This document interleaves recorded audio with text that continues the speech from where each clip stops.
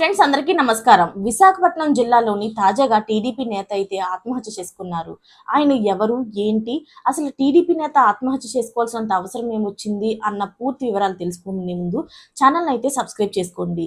అదే విధంగా పక్కనే ఉన్న గంట సింబల్ అయితే క్లిక్ చేసుకోండి. ఇక లేట్ చేయకుండా వీడియోలోకి అయితే వెళ్ళిపోదాం. భీమిలి నియోజకవర్గంలో టీడీపీ సీనియర్ నేతగా ఉన్న కొరడ నాగభూషణ్ రావు గారు ఆత్మహత్య చేసుకోవడం చాలా కలకలాన్ని సృష్టించింది.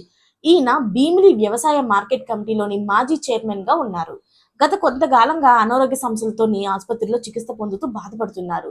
అయితే ఇలాంటి టైంలోని ఆయన ఆత్మహత్య చేసుకోవడం పట్ల భీమిలి నియోజకవర్గంలోని తీవ్ర విషాద ఛాయలు అయితే అందుకున్నాయి. అయితే గత కొంతకాలంగాను బీపీ, షుగర్ వంటి వ్యాధులతోని ఇబ్బంది పడుతూ ఉన్నారు. ఈ నెల 8వ తారీఖున ఒక ప్రైవేట్ ఆసుపత్రిలో అయితే చేరారు.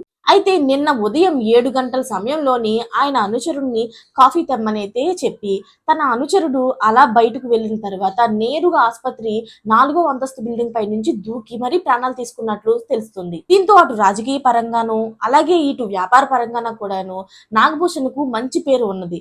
కానీ టీడీపీ నేత ఆత్మహత్యకు గల కారణాలు ఏంటి అంటే ఇంకా తెలియలేదు. అయితే ఆయన ఆత్మహత్యను పోలీసులు కేసు నమోదు చేసి దర్యాప్తు అయితే చేస్తున్నారు.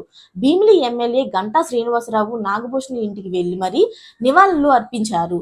అయితే నాగభూషణ్ రావు మృతి టీడీపీ పార్టీకి తీరని లోటు అని తెలియజేస్తున్నారు పలువురు టీడీపీ నేతలు కూడా. అయితే నాగభూషణ్ రావు మృతికి నివాళులు అర్పించి అలాగే నాగభూషణ్ రావు కుటుంబాన్ని కూడా పలువురు టీడీపీ నేతలు పరామర్శిస్తూ తమ కుటుంబానికి అన్ని విధాలుగా కూడా అండగా ఉంటామని ధైర్యం చెప్పారు.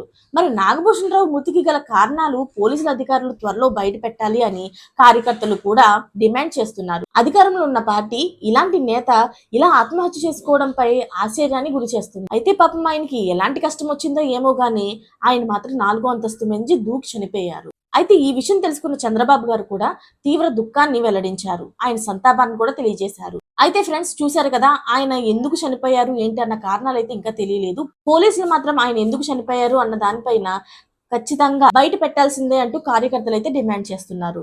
మరి ఆయన ఆత్మకు శాంతి కలగాలని కోరుకుంటూ మరిన్ని లేటెస్ట్ అప్డేట్స్ కోసం ఛానల్ ని సబ్స్క్రైబ్ చేసుకోండి. Thanks for watching friends.